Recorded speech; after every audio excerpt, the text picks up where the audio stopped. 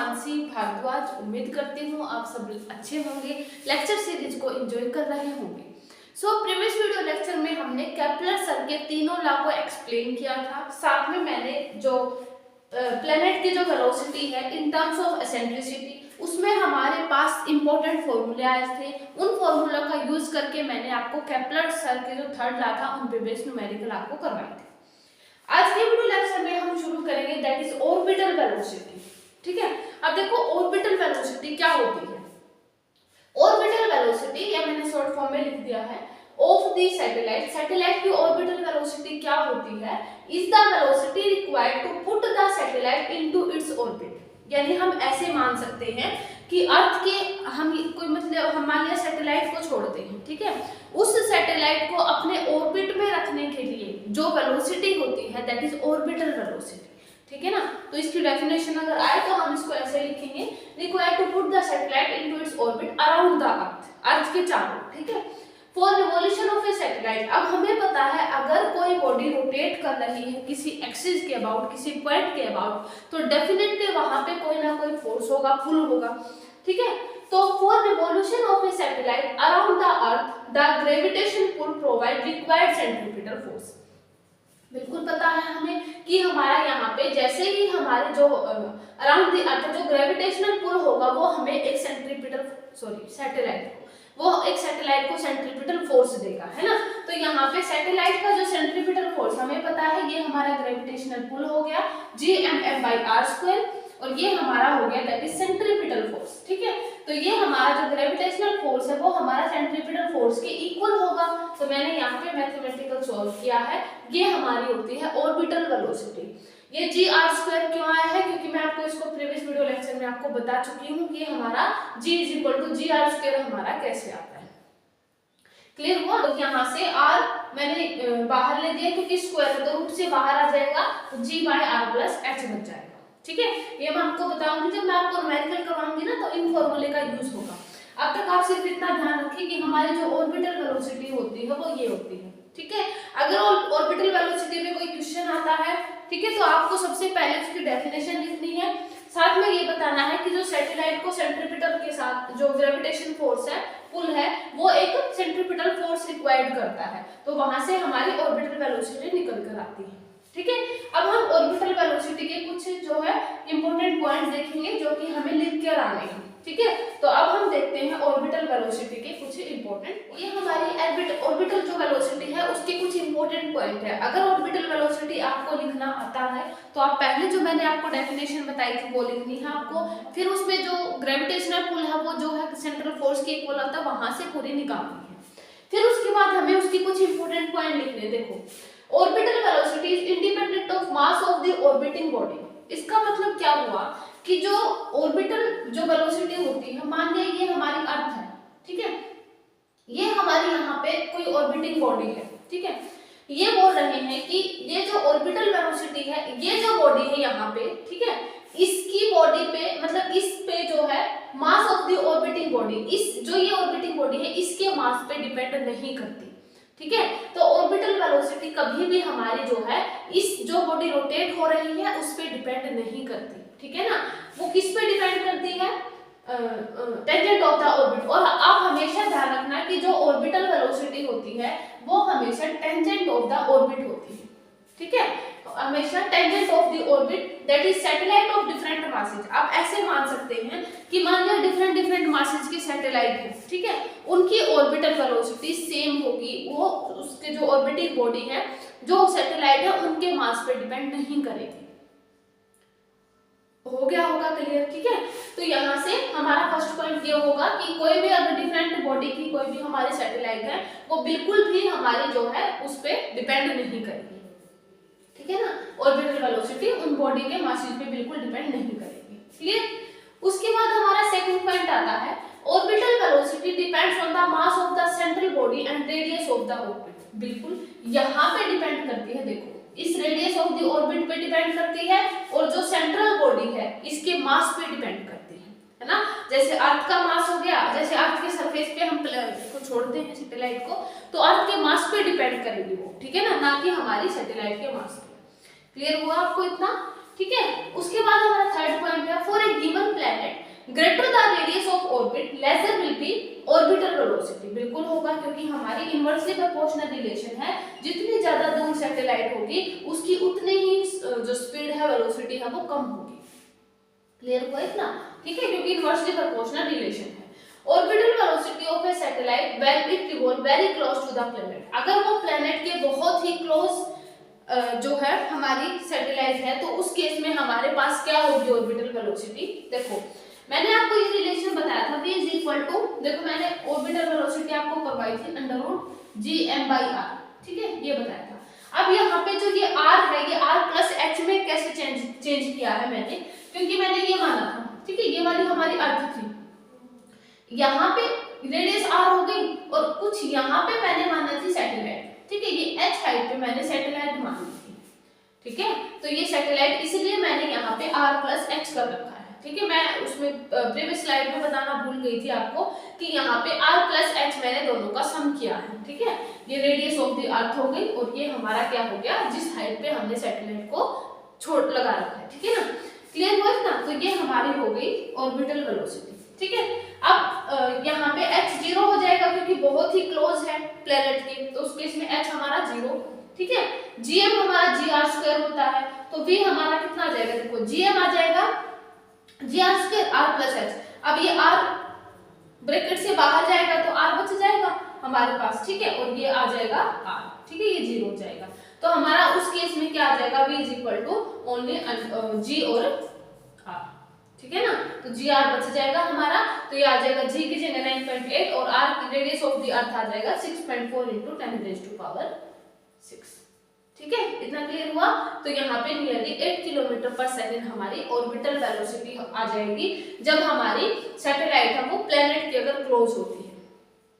Clear हुआ इतना आपको, ठीक है, तो आप इस चीज को ध्यान रखना। उसके बाद हमारे कुछ 1-2 पॉइंट और रहते हैं यहाँ पे ऑर्बिटल वेलोसिटी के, कि जो हमारी ऑर्बिटल वेलोसिटी है ना वो एस्केप वेलोसिटी के √2, एक मिनट मैं आपको बताती हूँ, मैं एक बार इसको रिमूव कर देती हूँ। देखो यहाँ पे मैं आप वीडियो को पॉज करके इसको लिख लेना, ठीक है, और आपको यहाँ पे कोई पॉइंट ना समझ आए तो आप कमेंट करना, मैं आपको बता दूंगी। मैं इसको रिमूव कर देती हूँ, ठीक है। उसके बाद हम एक और पॉइंट, आप एक और पॉइंट लिख लेना, जैसे कि 4 हो गए थे, हमारा 5th पॉइंट ये आ जाएगा कि जो हमारी ऑर्बिटल वेलोसिटी होती है वो एस्केप वेलोसिटी की √2 आती है। ये अब ये रिलेशन कैसे आया, देखो हमारी जो एस्केप वेलोसिटी है, ठीक है, एस्केप वेलोसिटी हमारी कितनी होती है, g √2gm/r होती है, यही होती है। अब √2gm/r हमारी क्या होती है, एस्केप वेलोसिटी, और ये √2 है, तो ये √2 है तो रूट इस रूट के अंदर जाएगा, समझ रहे हो, तो √2 के तो 2 बच जाएगा, ठीक है, तो ये आ जाएगा 2 से 2 कैंसिल, तो √ आ जाएगा gm/r, है ना, और यही हमारी ऑर्बिटल वेलोसिटी थी, है ना, √gm/r, ठीक है। तो हम ऐसे भी लिख सकते हैं इसको कि हमारी जो एस्केप वेलोसिटी है वो √2 टाइम्स ऑफ है ऑर्बिटल वेलोसिटी, है ना, यही है ना, तो एस्केप वेलोसिटी हमारी √2 टाइम्स है किसके, ऑर्बिटल वेलोसिटी के, ठीक है। आप इस चीजों को इन पे बेस में आपको न्यूमेरिकल भी करवाऊंगी, तब आपको पता चलेगा, ये बहुत ही इंपॉर्टेंट है, ठीक है। उम्मीद करती हूँ इतना क्लियर हुआ होगा। हमारा ऑर्बिटल वेलोसिटी का कॉन्सेप्ट था, यहाँ तक आपको ऑर्बिटल वेलोसिटी अगर लिखनी आती है तो ऑर्बिटल वेलोसिटी के आप डेफिनेशन लिखेंगे, साथ में रिलेशन फॉर्मूला लिखेंगे।